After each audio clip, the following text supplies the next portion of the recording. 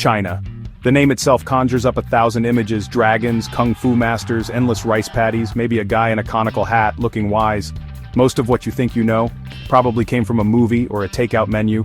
The reality, as always, is a bit more complicated and a lot more interesting. It's a place that's been mythologized, demonized, and generally misunderstood by just about everyone who hasn't actually set foot there. So, buckle up.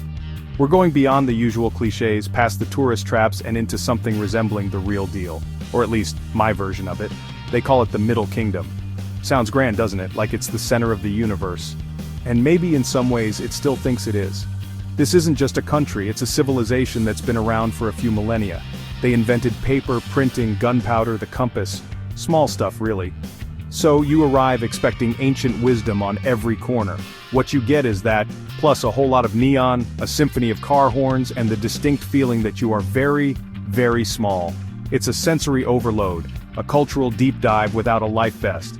But hey, who needs a life vest when you can tread water in a sea of new experiences? Let's get started, shall we? Forget whatever you think Chinese food is. That gloopy sweet and sour pork from your local strip mall, that's not it. That's a pale imitation. A culinary ghost story whispered across oceans. Real Chinese food is a universe unto itself. It's a declaration of regional pride, a testament to history, and sometimes a dare. You want authentic? You've come to the right place. Just be prepared to point a lot, smile nervously, and hope for the best. Because the menus might as well be written in ancient hieroglyphics for all the sense they make to the uninitiated. But that's part of the adventure, isn't it? Every region has its champion. Sichuan will hit you with chilies and peppercorns that numb your face and make you see God, or at least a very spicy version of him. Cantonese food is all about subtlety, freshness, the pure taste of the ingredients. Think delicate dim sum, perfectly steamed fish. Then you've got the hearty, carb-heavy fare of the North noodles, dumplings, meat that's been stewed into submission. And that's just scratching the surface. The street food scene? That's where the real action is. Forget Michelin stars. We're talking about a guy with a wok, a propane tank, and a lifetime of experience, slinging noodles faster than you can say ZZ. This is food for the people, by the people. It's cheap, it's fast, and it's usually incredible. So, grab your chopsticks, it's going to be a delicious ride. Navigating daily life in China is like learning a new dance. Sometimes you step on toes, sometimes you trip over your own feet, but eventually, you start to find the rhythm. First lesson, personal space is a suggestion, not a rule, especially in crowded cities. Get used to being part of the human Tetris game on subways and buses. It's not rude, it's just efficient. Everyone's got somewhere to be, and they're probably going to get there by gently, or not so gently, nudging you out of the way, smile and nod, or develop sharp elbows. Your call. Then there's the noise. China is loud, not in an aggressive way usually, it's just alive. People talk loudly, they laugh loudly, they slurp their noodles with gusto. It's a sign of appreciation, not bad manners. So, if you're used to hushed tones and library-level silence, prepare for an adjustment. Car horns are a language all their own, a constant symphony of beeps, honks, and blares that somehow everyone understands. It's organized chaos. So, you want to see the sights? China's got a few. Understatement of the millennium. We're talking thousands of years of history carved into mountains, built into sprawling cities, and occasionally buried underground with entire armies. The Great Wall, of course, it's great, it's a wall. It winds over mountains like a stone dragon, a testament to human ambition and a whole lot of back-breaking labor. Is it impressive? Absolutely. Is it also crawling with more tourists than ants at a picnic, all vying for the perfect selfie? You bet your sweet bippy it is. Go early, or learn to love crowds. Then there are the terracotta warriors in Xi'an. An entire army of life-sized clay soldiers, horses, and chariots, buried for centuries to guard an emperor in the afterlife. Each face unique. The sheer scale of it is mind-boggling. You stand there, looking out over these silent ranks, and you can't help but be awed by the power, the artistry, the sheer audacity of it all. Of course, you'll be sharing this profound moment with a few thousand of your closest friends, all pushing for a better view. Section 5, the Forbidden City. So big your Fitbit will thank you. Beijing, the capital, and at its heart, the Forbidden City. For 500 years it was the imperial palace, home to emperors, off-limits to commoners. Now, well, it's still pretty imposing, but the gates are open. For a price, of course. And what a place it is, sprawling, colossal. You could spend days wandering its courtyards and halls and still not see everything. It's a city within a city, a labyrinth of golden roofs, red walls, and intricate carvings. Every corner whispers tales of power, intrigue, and unimaginable luxury. And a whole lot of walking. Seriously, wear comfortable shoes. They say there are 9,999.5 rooms. Why the half? Because only heaven could have a perfect 10,000. Or so the story goes. Whether it's true or just a good line, the sheer scale is overwhelming. You walk through gate after massive gate, courtyard after sprawling courtyard.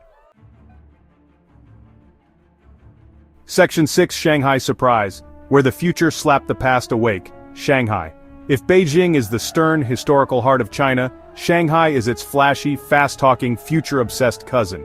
This city doesn't just hum, it screams. Neon lights that would make Vegas blush. Skyscrapers that pierce the clouds, each one trying to outdo the last in a game of architectural one-upmanship. The Bund, that famous waterfront promenade, offers a tale of two cities. On one side, the stately colonial-era buildings, relics of a time when foreign powers carved up the town. On the other, Pudong's futuristic skyline, a glittering testament to China's economic boom. It's disorienting, it's exhilarating. This city moves at 1,000,000 miles an hour. It's a global hub, a magnet for money, fashion, and ambition. You can feel the energy thrumming in the streets. The shopping is legendary, from high-end luxury boutiques on Nanjing Road to sprawling markets where you can haggle for just about anything. The food scene is equally dynamic, a melting pot of regional Chinese cuisines and international flavors. It's a city that's constantly reinventing itself, shedding its skin and emerging newer, brighter, and somehow even more intense. It's not for the faint of heart, but it's definitely not boring. Love it or hate it, you won't forget Shanghai. Section 7, the art of the squat toilet and other daily adventures. Let's talk about something fundamental, something universal. Toilets. In China, you'll encounter the squat toilet, a lot. For many Westerners, this is a source of mild panic, confusion, and occasionally acrobatic mishaps. It's essentially a porcelain hole in the ground. Elegant in its simplicity, perhaps. Challenging for your thigh muscles, definitely. Pro tip, always carry your own tissues. And hand sanitizer. Public restrooms are variable. Sometimes surprisingly clean, sometimes a biohazard adventure you didn't sign up for. It's all part of the rich tapestry of travel, right? Builds character, or at least leg strength. Daily life in China is full of these little adjustments, these moments that remind you you're not in Kansas anymore. Take transportation. The high-speed trains are incredible, sleek, efficient, and they cover vast distances in what feels like no time. A marvel of modern engineering. Then there are the local buses.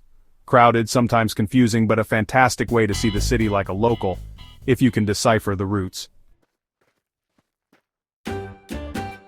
Section 8, Lost in Translation. When your Mandarin is more mangled than Mandarin. Ah, the language barrier. In China, it's less a barrier and more like a great wall of its own. Unless you're fluent in Mandarin or one of the myriad other dialects, you're going to spend a lot of time feeling like an illiterate toddler. Menus become abstract art. Street signs are beautiful calligraphy that tell you absolutely nothing useful. Asking for directions can turn into an elaborate game of charades, usually ending in mutual bewilderment and polite smiles. It's humbling, it's frustrating, and sometimes it's downright hilarious. My attempts at speaking Mandarin often resulted in blank stares or worse, enthusiastic agreement to something I definitely didn't ask for. Thank God for translation apps. Seriously. These little digital wizards are your lifeline. Point your phone at some characters, and voila, something resembling English appears. Or, point it at your own desperate plea for coffee, and it spits out something vaguely Chinese-sounding. They're not perfect, far from it. Sometimes the translations are so spectacularly wrong, they're comedy gold. Stir-fried Wikipedia was a personal favorite on one menu. Section 9, Conclusion China, it'll chew you up, spit you out, and leave you wanting more. So, China. What's the verdict? It's a lot. It's an assault on the senses, a challenge to your preconceptions, and an experience that will stick with you long after you've left. It's not always easy, it's not always comfortable. There will be moments of frustration, confusion, and perhaps a desperate craving for a familiar sandwich. You'll get lost. You'll make mistakes. You'll probably eat something questionable and hope for the best. That's all part of the package. The glorious, messy, unpredictable package that is travel in the Middle Kingdom. But beneath the chaos, the crowds, and the occasional communication breakdown, there's something incredible. A country of staggering history, breathtaking landscapes, and a culture so rich and complex, you could spend a lifetime exploring it and only scratch the surface. The food alone is worth the trip, a culinary journey that will redefine your understanding of Chinese cuisine. The people, often reserved at first, can be incredibly warm, generous, and curious, especially if you make an effort, however clumsy, to connect. It's these moments that shine brightest. Traveling here is eye-opening. It forces you to step outside your comfort zone, to see the world from a different perspective. It makes you realize how big, how diverse, and how utterly fascinating our planet is.